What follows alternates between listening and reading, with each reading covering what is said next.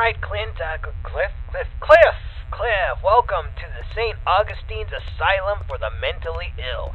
My producer Tom said good things about you. In your backpack is a flashlight, a voice recorder, an EMF, and a couple of little fun occult things. We'll let you know when to take those out. Ready to pay off some of those college debts and beer tabs? Well, of course you are. And when you're ready, enter in through those front doors.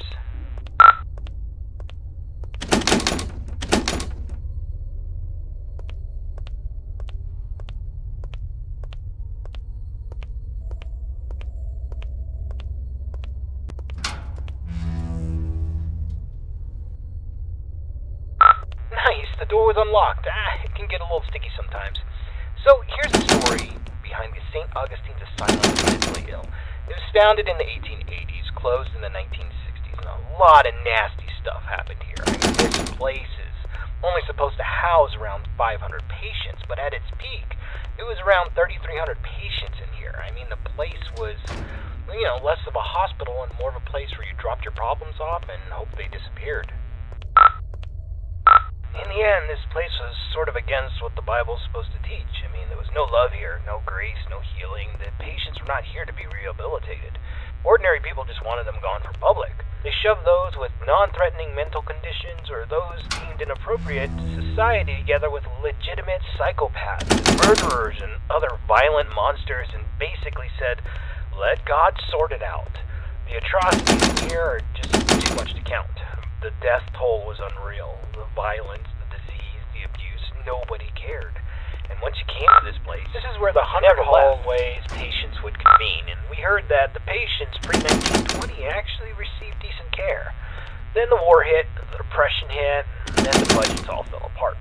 The room you stand in once healed 20 patients in need of attention, and by the end, 150 patients would pass through this room, naked, starving, attacking each other at random, slaying themselves with metal wires from their beds. Be careful where you step.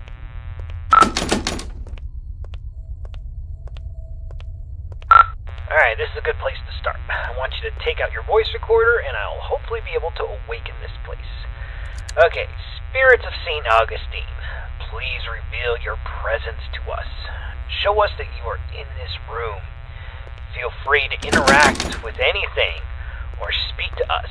Use your words, use your voice, and let us know that you're here. Okay, play that back. Just know that you're here.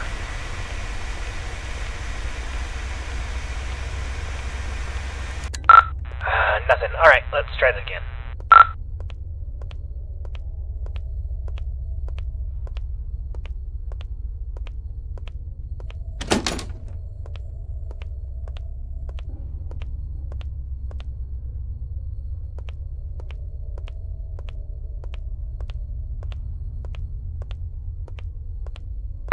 Alright, let's try this.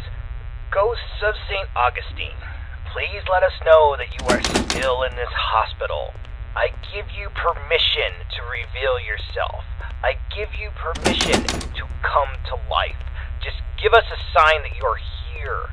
Tell us where you are. Speak to us now into this microphone.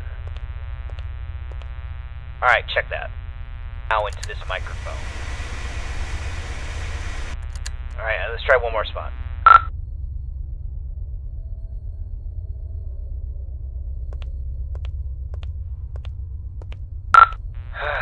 Ghosts of St. Augustine, you're all a bunch of ghoulish pricks.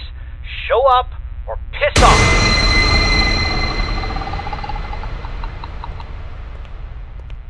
Whoa, did you hear that? Play that back. Pricks, show up or piss off!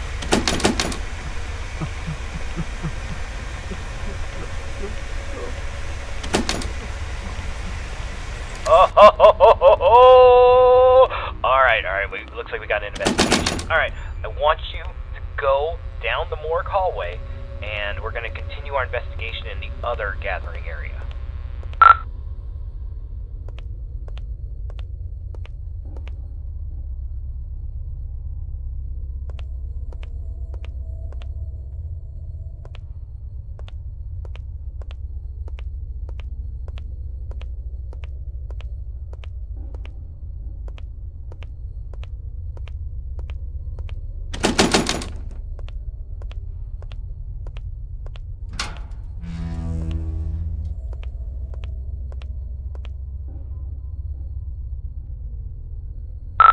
Okay, of the 4 areas you need to visit to fulfill your contract, the East Social area is the first on the list. This is the area where the inmates who are deemed a danger to society would convene. You'll go to this room and perform a summoning ceremony. So walk into the center, and this is the entrance to patient cells 200 to 219. We're talking extreme bipolarism, schizophrenia, dementia. Not necessarily dangerous, but it could be a challenge for society. Dang, the door's locked. This sucks. This is the entrance to the patient cells 220 to 240. This is where they kept the lunatics, the murderers, the sociopaths. The worst of the worst, including Clive the Peeper Johnson. You'd think he would be a pervert with a nickname the Peeper, but the truth is far worse. He was extremely manipulative and very intelligent. He was a murderer and a maimer. Most of his victims could never identify him because he managed to convince them to gouge their own eyes out with metal wires and even their own fingernails. He came here due to legal loopholes, and when the facility went off the rails and the doctors stopped caring, he jumped into action. The patients who didn't listen were tortured, and the ones who did wandered around the facility, blind, screaming, and in constant fear. This door's locked too. Let's just start the ceremony. Spirits inside this asylum, we know that you're here. We release you from your restraints. Come forward and live again. This person is no longer shielded from the realm of the dead.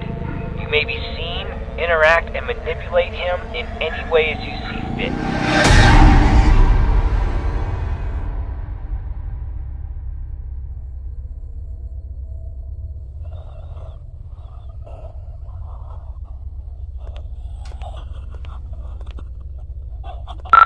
Don't just stand there. Go check it out.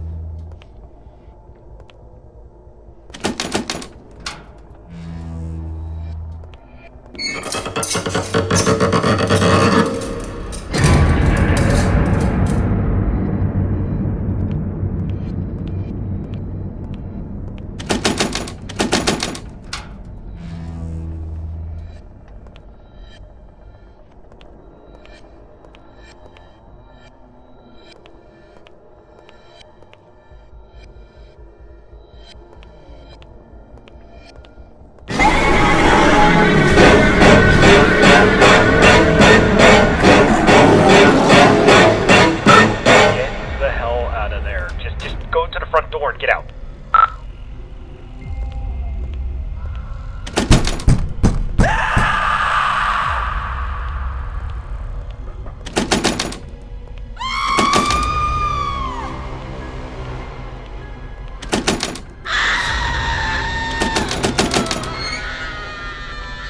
Alright, get out of this hallway and then take your second right.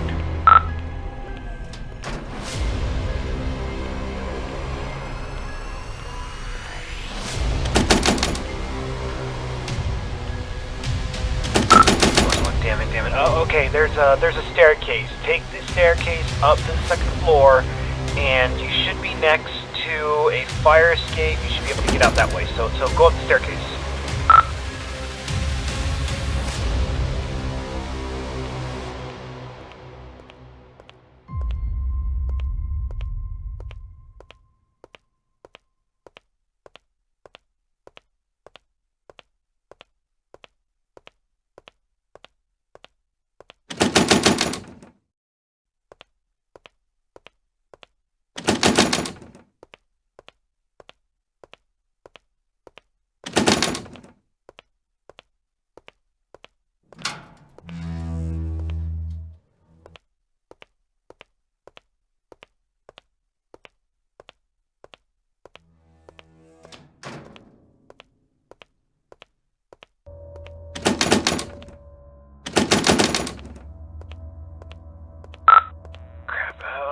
we need to... Let's go get something to pry this door open. Go back downstairs. I bet you there was something downstairs we could probably use. Hold on. That staircase wasn't there before. This place doesn't even have a basement. What is going on? Alright, just... I don't think you got any other choice. I think you gotta make your way downstairs.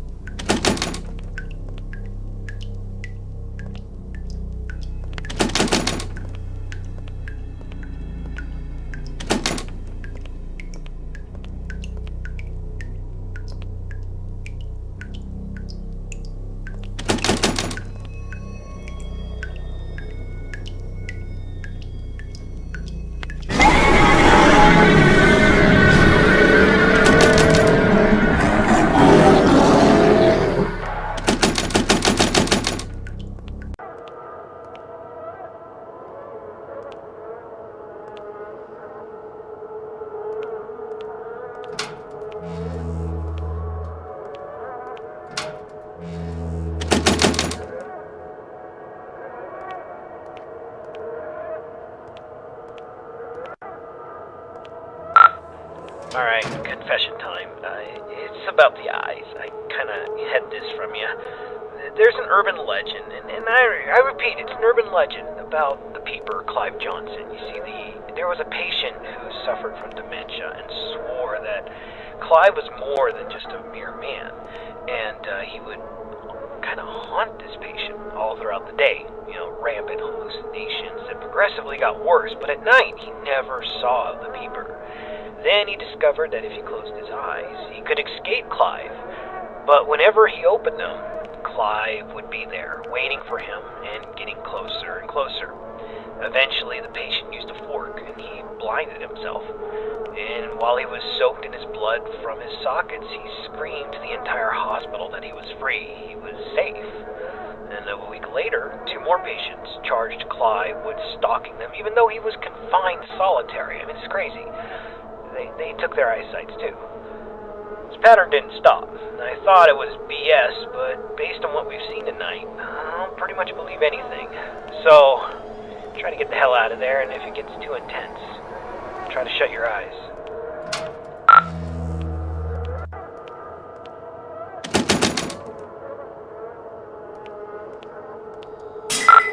Damn flashlight broke. I can't use that anymore.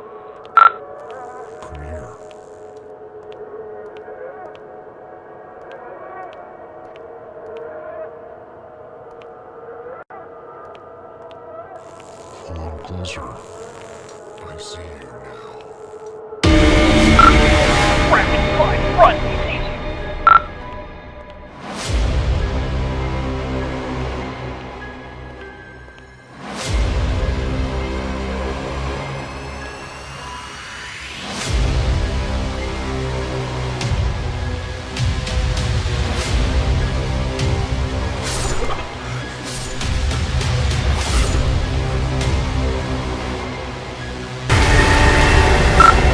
Ignore them! Run!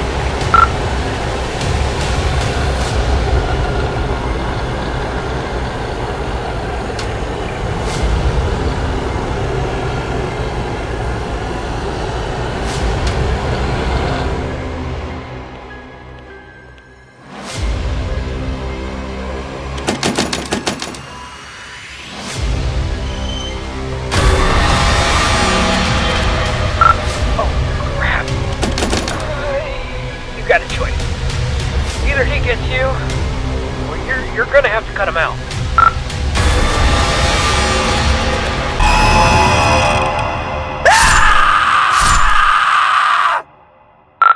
Holy crap, man. I can't believe you just did that. You freaking gouged your eyes out with a scalpel. Are you alright? I know you're not. Holy crap. Alright, we're getting a picture from your camera. Bad news is it's pitch black. There's no light. Your room, there's nothing I could see. The flashlight went out, and we don't even know where you are. I'm not going in there. Are you going in there? I'm not going in there. Hell no. Look, if you can't feel anything, I'm sorry, but we're not coming. I'm sorry, man. I have to go. I'm sorry.